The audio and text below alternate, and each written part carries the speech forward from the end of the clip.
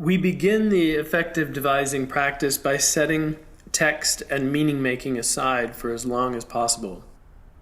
To do this, we start by constructing short theatrical events, what we call moments. We explore the phenomenological attributes of each element of the stage rather than its ability to signify things. After the moment is presented, the group makes two sorts of analyses, structural and interpretive. Structural analysis looks at what arose that was theatrically compelling in the phenomenological exploration. Interpretive analysis looks at what meanings the audience created about the moment and what precisely occurred in the moment to make those meanings arise.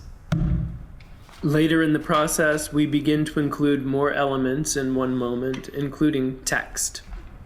Inevitably, the addition of text in relation to the other elements creates even more signification.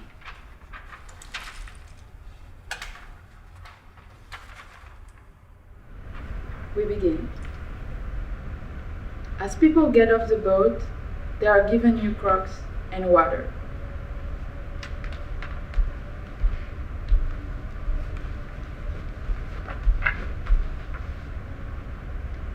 They go through a medical triage under the Red Cross tent.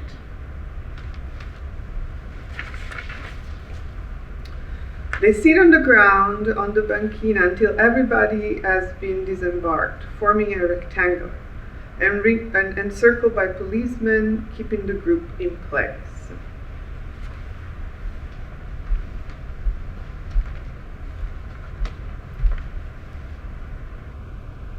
Once everyone has gone off the boat, they all march outside the protected area of the port and move to where all the organization and institutions have their stands.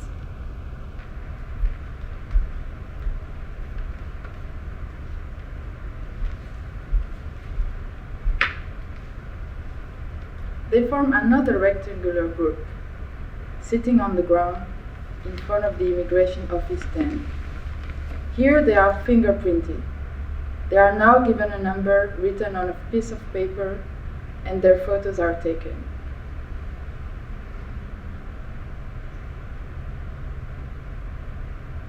We end. And so I think the technique that Greg and I have been working on, it also it's not just a method, but it also is speaks specifically to the content, I think. Even migration is often talked in this linear way, right?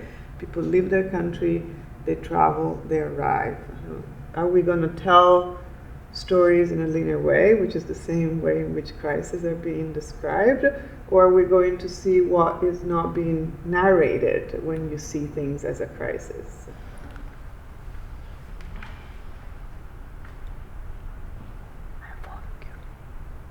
And using a moment as an embodied way of knowing something that your brain maybe said, hey, why don't we take these elements and put them together, and your body can do something to actually interrogate them.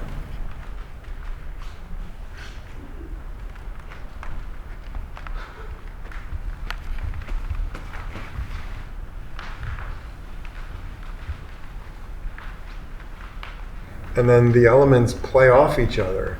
And that's almost inherent in the definition of a moment, is that the things have to resonate with a kind of energy that even the planning and the framing can't hold. What we're finding together through our collaboration is that, yes, narrative is a thing that you can do, but affect is equally valuable, and that you're not necessarily obliged to pay off stories simply because you have stories in your research. It's dangerous to fall into storytelling rather than examining a problem from a lot of different stakeholders' perspectives.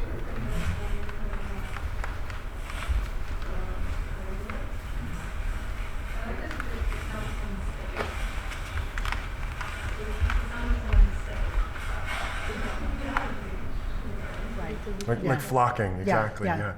And the second one, Do you want to explain it, Sarah? I forgot how it No, I heard Sarah. The second maybe one, that she stays away from someone that she chooses, using Ariel's using body, Ariel as the shield. Yeah. the buffer. Yeah. Okay.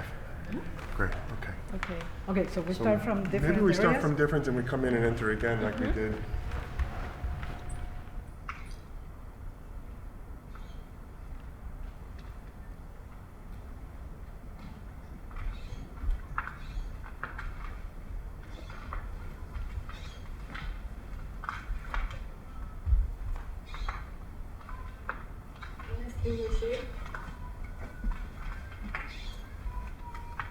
Can I steal your shade? Can I steal your shade?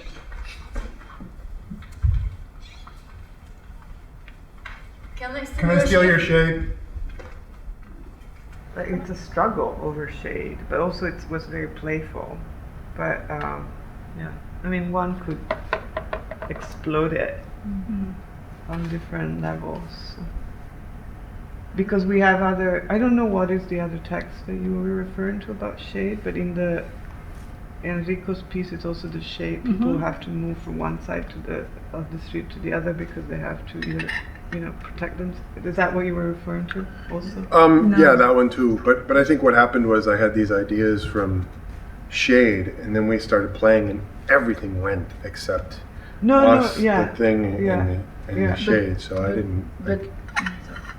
But in the original text, it's actually you asking somebody, and it's made very clear. I asked him, but then it goes so much with the other shades moment. Yeah. What I like about that is that it's the absurd character. That's kind of the weird tension you're talking about, but it's absurd. Does the theater pull things out of anthropology that you couldn't do otherwise?